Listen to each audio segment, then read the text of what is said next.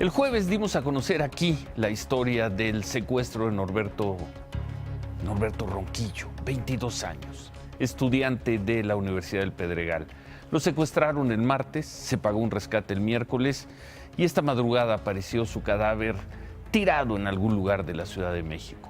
Hay una conmoción en la ciudad quizá comparable a la que se vivió en agosto de 2008, hace más de 10 años, por el secuestro y asesinato del joven Fernando Martí. La madre de Norberto evocó la frase que hace más de 10 años expresó desde su dolor y frustración el padre de Fernando, Alejandro Martí.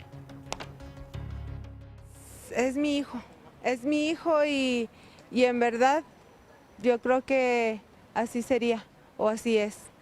Si no pueden, pues que nos digan y que renuncien y que siga adelante esto. O sea, al final de cuentas es la vida de mi hijo. O sea. Si no pueden, renuncien 10 años y medio después. Alejandro Martí tuiteó hoy: tengo el corazón destrozado. México se desangra como nunca en su historia. Todavía muchas familias no duermen ante la ignominia si sus hijos regresarán con vida. Me duele en el alma la serie de secuestros que se han desatado. Me frustra y me revive la herida al ver la desesperación de la familia de Norberto. El tuit de Alejandro Martí: México se desangra como nunca en su historia. El terror sigue a pesar de todo. Palabras de Alejandro Martí. También tuiteó una madre que sufrió el secuestro y asesinato de su hijo, la señora Isabel Miranda de Wallace. Ella escribió: estamos llegando al grado de tener que agradecer a los delincuentes que nos dejen el cuerpo de las personas secuestradas para tener un lugar donde llorarlos. Inadmisible tanta indolencia e incapacidad de nuestras autoridades. Vamos a tener la crónica de este lunes, la triste crónica sobre la muerte del joven Norberto Ronquillo, 22 años. Pero antes, el exdirector de Pemex, Emilio Lozoya, nos hizo llegar una carta. Dice que no se presentará mañana a la audiencia ante un juez federal, porque hacerlo sería entregarse e ir a la cárcel, pese a que el delito por el que se le acusa no amerita la prisión preventiva. Vamos a leer la carta en unos momentos, pero antes, inevitablemente, el lunes de Norberto. Descanse en paz.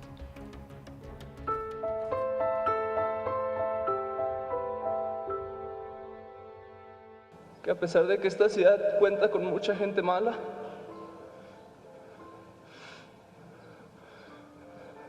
también cuenta con gente con un corazón muy puro.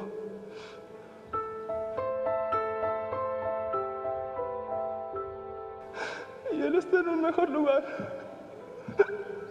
Gracias.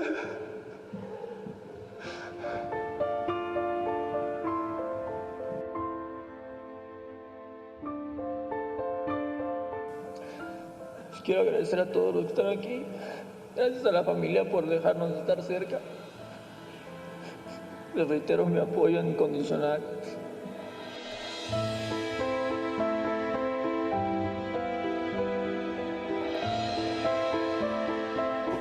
Y nunca me voy a olvidar de ti.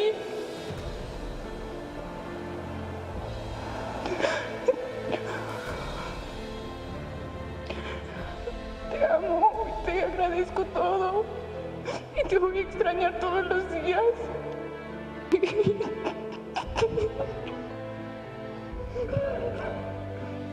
Te extraño, pero sé que estás bien donde quiera que estés.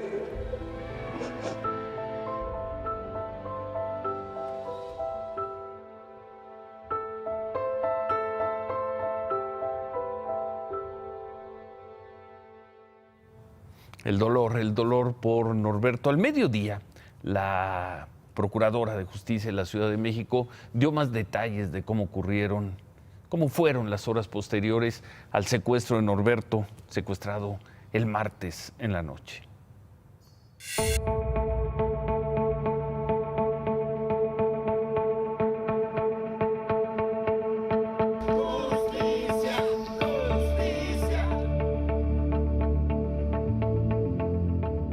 Envuelto en bolsas, en un lugar alejado de la zona urbana de Xochimilco, fue encontrado el cuerpo de Norberto Ronquillo.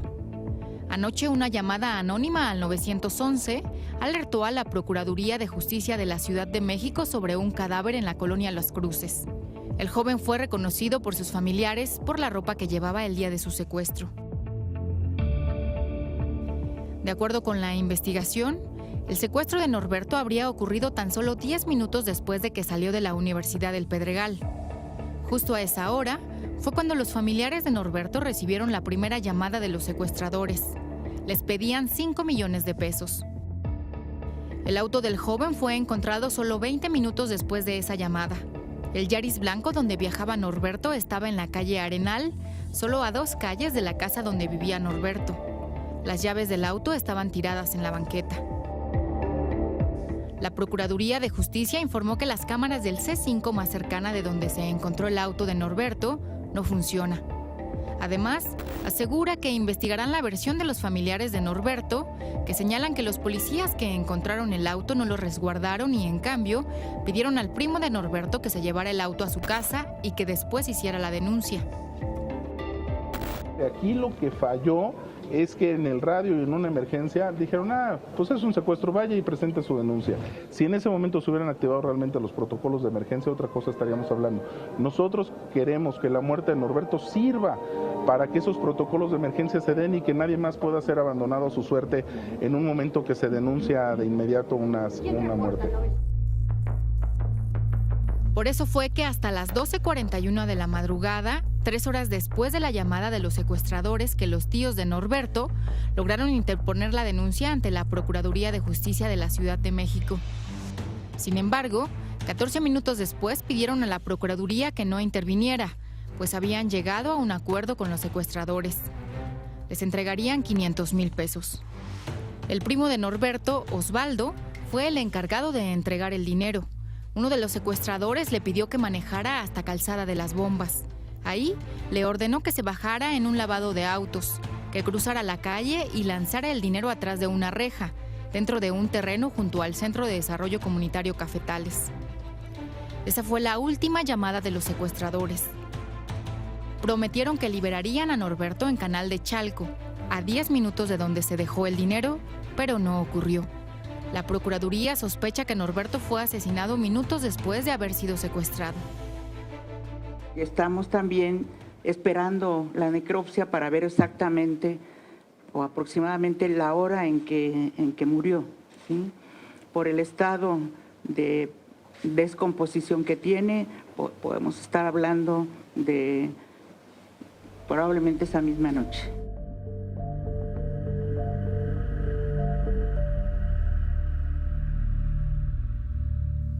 $500,000 pesos. Alguien o un grupo cobró $500,000 pesos el miércoles y de todas formas mató o ya había matado a Norberto. El cuerpo de Norberto Ronquillo va a ser velado mañana, va a ser aquí en la Ciudad de México. Sus familiares esperan que terminen las investigaciones, esperarán para poder llevarse el cuerpo de este joven a su lugar natal, que es Delicias, en Chihuahua. La jefa de gobierno, Claudia Sheinbaum, escribió en Twitter: lamento profundamente lo ocurrido con el joven Norberto Ronquillo. Nuestro compromiso con la familia y con la sociedad es hacer todo lo que esté en nuestras manos para que haya justicia. Ese es mi compromiso. Fue un día muy difícil para Claudia Sheinbaum, especialmente en redes sociales. Fue duramente criticada, atacada. El hashtag renuncia Claudia Sheinbaum entró al trending topic a las 2:30 de la tarde. A las 3:30 fue primer lugar y ahí se mantuvo como primero hasta las 8 de la noche.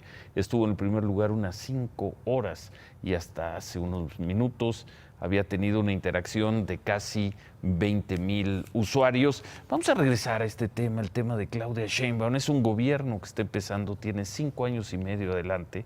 Algo parecido vivió Marcelo Ebrard, pero ya en su segundo año, 2 años y medio de segundo año, con el asesinato, con el secuestro y asesinato de el joven Fernando Martí, el hijo de Alejandro Martí, y algo hizo el gobierno de la ciudad que logró darle vuelta a esa situación. Claudia Sheinbaum tiene 5 años y medio adelante. Vamos a regresar a este tema al final del programa. Este dato inevitable hoy en los primeros 5 meses de este nuevo gobierno en la Ciudad de México, el número de víctimas de secuestro ha aumentado y son las cifras del Sistema Nacional de Seguridad Pública. Se registraron 31 víctimas de secuestro entre diciembre, cuando asumió Claudia Sheinbaum, al 30 de abril. Son las cifras más actualizadas. Entonces, es mucho comparado con las 14 que se registraron en el mismo periodo del año anterior, 2017-2018. En el caso de los homicidios también va al alza. Pasó de 500, en ese lapso de 5 meses, pasó de 552 homicidios dolosos a 755. Estamos hablando de víctimas. En el gobierno de Claudia Sheinbaum, un aumento considerable, 36%. Bueno, y hoy se dio a conocer este video. Un hombre entró a un restaurante, al restaurante Sliders. Esto está en el centro comercial Barrio Santa Fe, atrás de la Universidad Iberoamericana.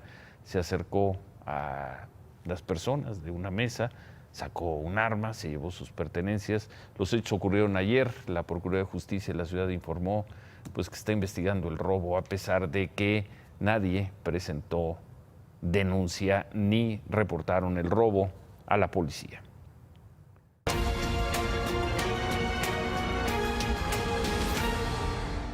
Y esta noche el exdirector de Pemex, Emilio Lozoya, nos hizo llegar una carta en la que expone, nos dice que tomó la decisión junto con su familia de no presentarse mañana ante el juez federal que lo requiere. Mañana vence el término para que se presente Emilio Lozoya, y en esta carta dice que no hay condiciones ni garantías legales para presentarse. Expone una serie de motivos. Dice que la Fiscalía General de la República solicitó orden de aprehensión contra él y su hermana, Gilda Susana, por un delito que no es grave ni amerita prisión preventiva.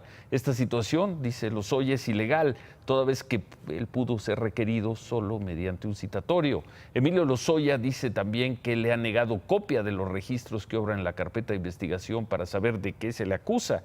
Dice que en el momento en que la Fiscalía General le dé las garantías a las que tiene derecho, de inmediato estará dispuesto a colaborar y a manifestar, así dice, la verdad histórica y jurídica de todos los hechos de los que se le responsabiliza como director de Pemex. Solo así, subraya, aclarará qué funcionarios intervinieron en lo que se le investiga. Denuncia que hay una persecución mediática en su contra desde el 2017 y que desde entonces se le ha acusado, juzgado, condenado, violando sus derechos humanos. Advierte que detrás de esta campaña mediática hay intereses de poder que develará en su momento. Otro de los motivos, expone Emilio Lozoya, es que si se presentara ante el juez, lo van a vincular a proceso, van a dictarle prisión preventiva, aunque el delito que se le imputa no lo amerita, y aclara que no ha estado huyendo y que tiene todo el derecho a cuidar su libertad.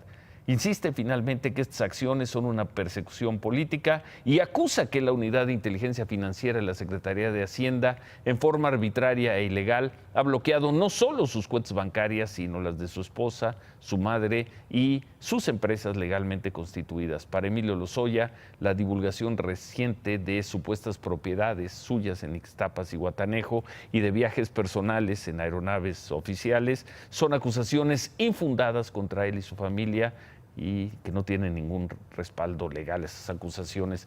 Dice que las instancias de gobierno encargadas de investigar estos hechos ya habían investigado esto de las aeronaves, no le encontraron responsabilidad. Y al final reitera que está dispuesto a decir la verdad con las consecuencias que haya para cualquier persona. Pero como ha dicho el presidente de la República, nada va a estar por encima de la ley y todo dentro del Estado de Derecho. Emilio Lozoya finaliza la carta precisando que, así tal cual, que ha girado instrucciones a sus abogados para que en su representación le expliquen a la opinión pública cuál fue su desempeño. Firma la carta Emilio Ricardo Lozoya Austin.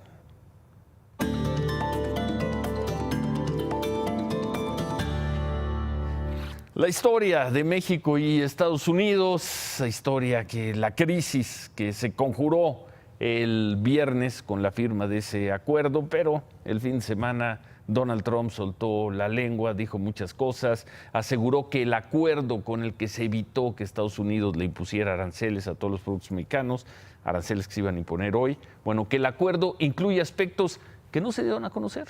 Según Trump, México aceptó comprar más productos agrícolas de Estados Unidos. Dijo también que hubo puntos acordados que no se han hecho públicos, pero que se van a dar a conocer en los próximos días. Hoy temprano le preguntamos al canciller Marcelo Ebrard si había acuerdos ocultos, acuerdos secretos. Lo negó categóricamente y luego, en la conferencia del presidente López Obrador, enfatizó.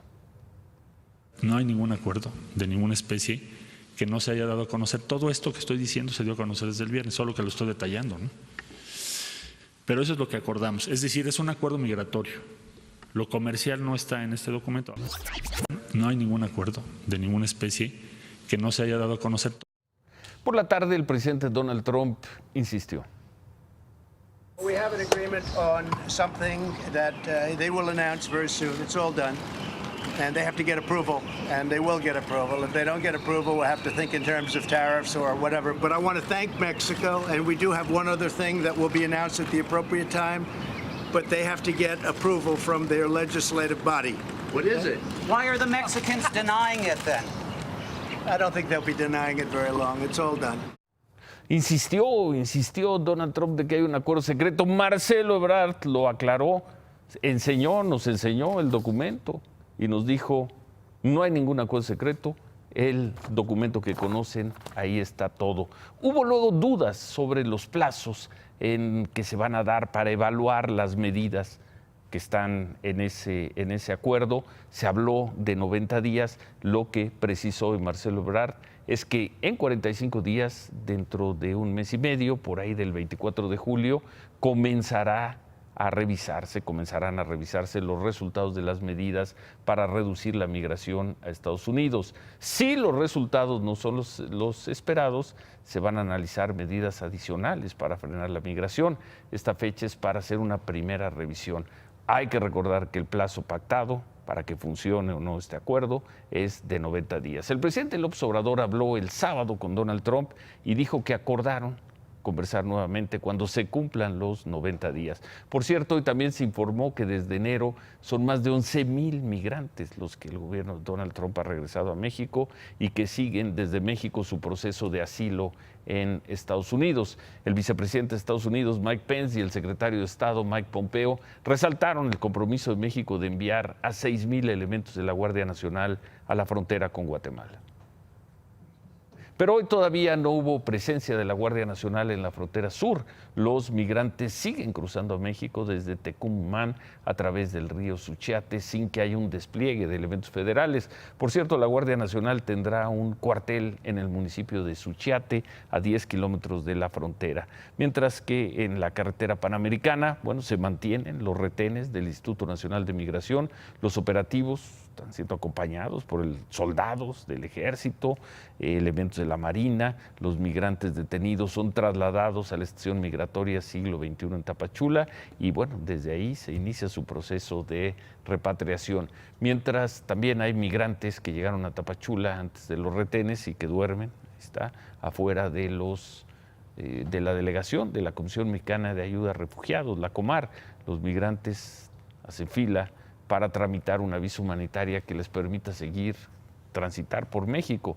Hay migrantes que aseguran tener más de una semana fuera de la Comar, de estas oficinas, sin que los hayan atendido. Por la tarde, el presidente López Obrador definió con la Cancillería y la Secretaría de Gobernación un plan para cumplir con los compromisos acordados con Estados Unidos. Mañana va a dar detalles sobre este plan. Eso sí, en la mañana dijo que estaba muy contento con el acuerdo. Que estoy muy contento, satisfecho con el acuerdo que se alcanzó con el gobierno de Estados Unidos. Muy contento, feliz, porque evitamos una crisis económica, financiera. Estoy muy contento y estoy feliz. Esta frase, esto que acabamos de escuchar, se va a guardar, se va a registrar en los medios de comunicación, en la oposición política, en las redes sociales, por si este acuerdo no funciona, por si las cosas se salen de control o por si la evidencia muestra que México aceptó pagar un costo muy alto por evitar los aranceles. Estoy muy contento. Estoy feliz. Palabras de esta noche del presidente López Obrador. En otras cosas, 5 policías municipales de Xochitepec fueron detenidos por la Fiscalía de Morelos, acusados de matar a un ladrón. Este hecho quedó grabado en cámaras de seguridad. Ocurrió en la madrugada del viernes, cuando los policías detuvieron a un señor de nombre Braulio Fabián, quien había asaltado una taquería junto con otros hombres. Al momento de detenerlo, los policías lo golpearon y lo asfixiaron hasta matarlo. Los policías además son acusados, son acusados de homicidio doloso. En el municipio de Agua Prieta, en Sonora, 5 personas fueron asesinados. Los cuerpos de 4 hombres y una mujer quedaron dentro de 2 vehículos. En uno de ellos, una camioneta Chevrolet Silverado, ahí quedaron. Los hombres portaban chalecos y armas de grueso calibre. La Fiscalía de Sonora informó a Imagen Noticias que investigan si las personas que murieron forman parte de algún grupo delictivo.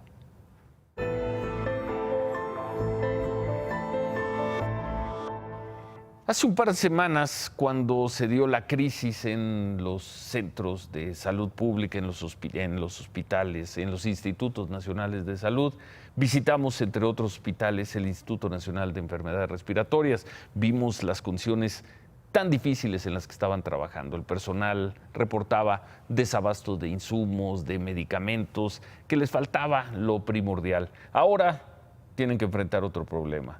La lluvia del jueves provocó estas inundaciones en estas áreas del Instituto de Enfermedades Respiratorias.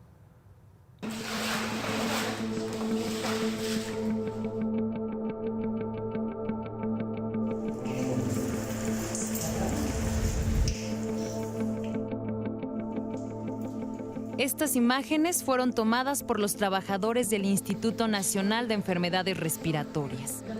La lluvia del jueves provocó inundaciones y goteras en varias partes del instituto. El personal asegura que se debe a la falta de mantenimiento y a remodelaciones mal realizadas.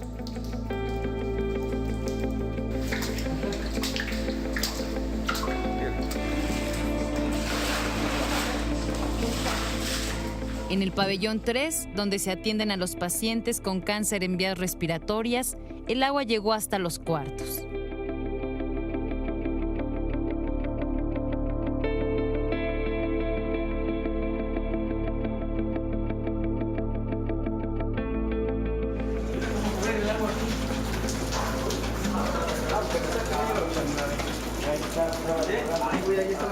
En el área de lavandería, no tuvieron más remedio que utilizar las sábanas para evitar más encharcamientos.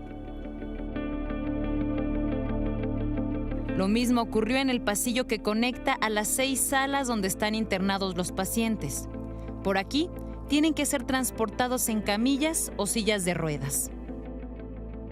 Y en el edificio de mantenimiento del INER ocurrió lo mismo a pesar de que está recién remodelado.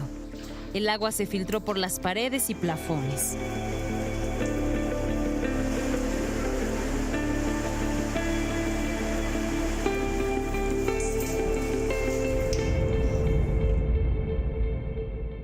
Así las cosas en este Instituto Nacional. En seguimiento a la información que presentamos hace 2 semanas sobre el desabasto de insumos para atender a los pacientes, trabajadores de este Instituto, el Nacional de Enfermedades Respiratorias, nos reportaron que aún no llegan algunos insumos y medicamentos.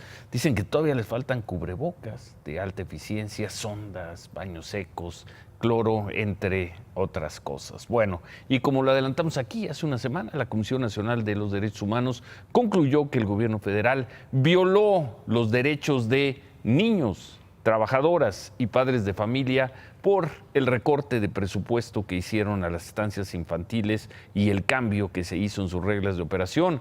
En una primera recomendación, la CNDH, recomendación al gobierno del presidente López Obrador. Es la primera, en este caso se le hace también a las Secretarías de Bienestar y de Hacienda. La CNDH dice que del 7 de febrero al 29 de abril recibió 204 quejas por posibles violaciones a los derechos de 5,340 afectados por el recorte de 50% al programa. Para la CNDH, estos cambios al presupuesto de las estancias infantiles afectaron el interés superior de la niñez y de los padres en general, que van a ver afectado su estabilidad en muchas cosas, entre otras el empleo. En Palacio Nacional hoy se recordaron los 48 años ya de la masacre del Jueves de Corpus, del 10 de junio de 1971. Ahí se anunció la creación de un memorial en honor a las víctimas de esos hechos en una de las instalaciones de lo que fue la Dirección Federal de Seguridad en la colonia Roma. Es un proyecto para hacer de los inmuebles que se utilizaron para reprimir a los disidentes, convertirlos en lugares donde se documenten las violaciones a los derechos humanos, como han hecho muchos países de Europa del Este, como ha hecho Argentina. Por cierto, hoy, 10 de junio, la agencia Notimex publicó 3 fotos inéditas, ahí la estamos viendo, de los hechos del 10 de junio, el 71, del Jueves de Corpus. La agencia informó que las imágenes forman parte de una colección privada de más de 4,000 fotografías que van a ser exhibidas por primera vez en octubre. En una de las fotos se observan los llamados halcones armados con varas.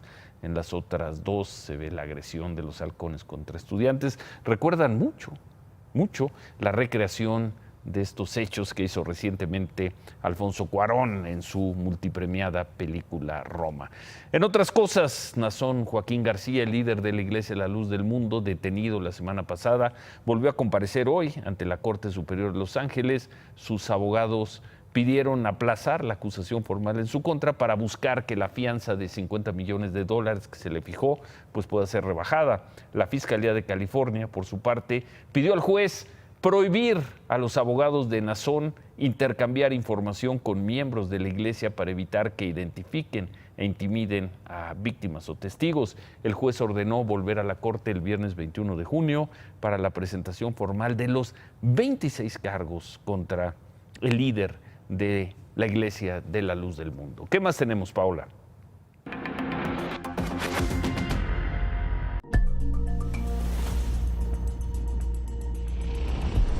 En el Parque Industrial La Montaña, en Querétaro, fueron desalojados al menos 500 trabajadores tras un derrame tóxico de triacina, sustancia de la cual se crean resinas, herbicidas y colorantes y resulta tóxica al contacto humano. Al lugar llegaron elementos de la Unidad Municipal de Protección Civil que evacuaron inmediatamente a los empleados y cerraron las calles cercanas. Trabajo que les tomó al menos 3 horas. La Policía Estatal y Municipal bloqueó los accesos al Parque Industrial, donde se sintió un intenso olor. El derrame tóxico no ameritó la evacuación de las residencias cercanas.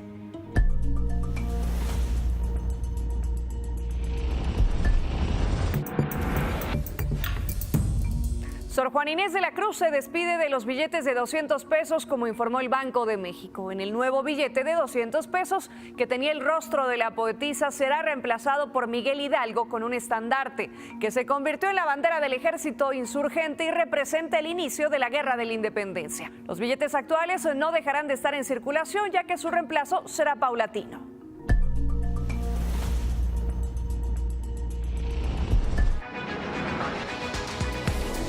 Un helicóptero chocó contra un edificio de Nueva York a causa de un aterrizaje fallido, según informó el Departamento de Bomberos. El piloto perdió la vida cuando el helicóptero chocó contra el techo de un edificio ubicado en la 7ª Avenida, en el centro de Manhattan. Al parecer, el mal clima habría causado el accidente.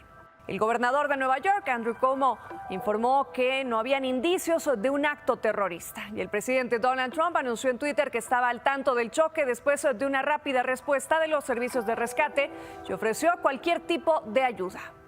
Permiso, Ciro. Gracias, Paola. Hoy, por cierto, el New York Times anunció que no va a publicar más caricaturas políticas, ¿sí? Esta decisión se da luego de que en abril publicara esta caricatura que estamos viendo, que muchos consideraron antisemita.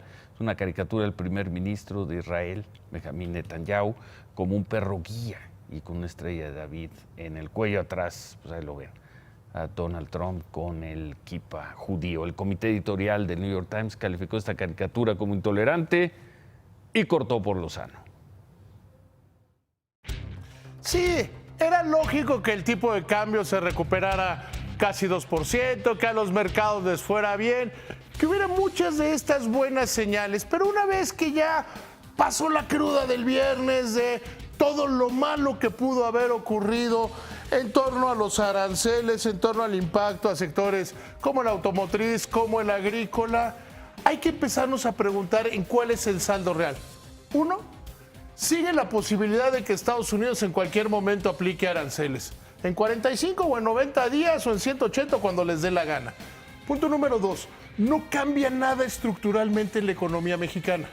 No cambia absolutamente nada, sigue el problema serio de la baja de las calificaciones, que nos perdimos un poco la semana pasada, sí. Pero es muy grave. El mismo viernes te informaba, Ciro, que los 7 principales bancos más el IPAP fueron degradados porque no pueden tener un grado de calificación más alto que el gobierno. La pobre inversión, en fin, los problemas siguen estando ahí. Ahora Pemex. Un nuevo problema para la Secretaría de Hacienda. Si nos convertimos, se diga explícitamente, o no nos convertimos, o no se diga explícitamente, en tercer país, es decir, que se queden los refugiados, hoy hay 11,000.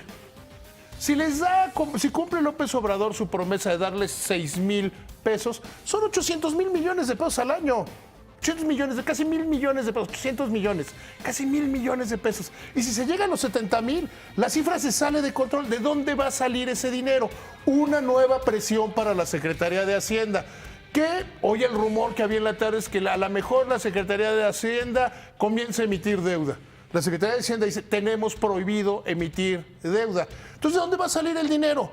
Hay algunos ingeniosos legisladores que decían, ¿podemos hacer ajustes al presupuesto? No pueden los legisladores, no pueden.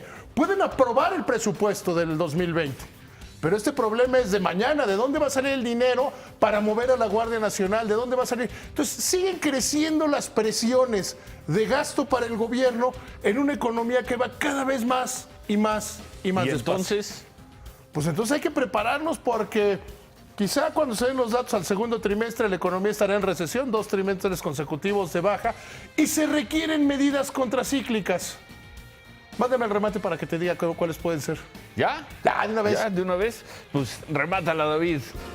Hoy Gustavo de Hoyos, el presidente de Coparmex, le manda una carta al presidente de la República y le dice, ¿y por qué no ante esta coyuntura paramos Santa Lucía y Dos Bocas? Con los ahorros que se generarían se podrían cumplir muchas de las presiones de gasto. Y hoy, segundo remate. ¿Qué opinas de eso? Pónganle la musiquita. Que tendría toda la razón del mundo. No estamos en condiciones con tantas presiones de gasto para andar gastando en cosas que ni siquiera tenemos bien armadas. No pudieron poner la primera piedra de Dos Bocas y está parada judicialmente la obra de Santa Lucía. ¿Para qué ponerle dinero bueno al malo? Bueno, remátala tú también, Javier. Ciro, contracíclicas también las actuaciones de México en relación a la época de Osorio. Le estamos dando muy rápido tanto amor a Gerardo Martino. Regresamos con eso y todo Canadá esperaba celebrar esta noche el título de la NBA. Se quedaron con las ganas. Regresamos con eso y muy artero estar pidiendo a estas alturas la renuncia de la jefa de gobierno, que lleva apenas medio año en el cargo. Pero qué gran oportunidad tiene con este hecho tan duro, tan traumático que ha sido la muerte del joven Norberto Ronquillo. ¿Qué oportunidad tiene Claudia Sheinbaum? Volvemos también con eso. Presión de si no pueden, renuncien, frase de Alejandro Martí, tras el secuestro y asesinato de su hijo, se dio en el verano de 2008, hace 11 años. Eran las horas más oscuras del gobierno de Marcelo Ebrard al frente de la Ciudad de México. Algo se hizo bien a partir de ese momento porque en un año y medio, la percepción de inseguridad y violencia cambió en forma asombrosa. Incluso la capital ganó fama como una de las ciudades más seguras del país. Se vivieron entonces 3, 4 años de razonable paz, tranquilidad, seguridad. Hoy, tras el secuestro y asesinato del estudiante Norberto Ronquillo, Claudia Sheinbaum enfrenta una situación parecida. Si algo se hizo bien entonces, hace 11 años, algo se podrá hacer bien ahora. Capacidad la tiene Claudia Sheinbaum.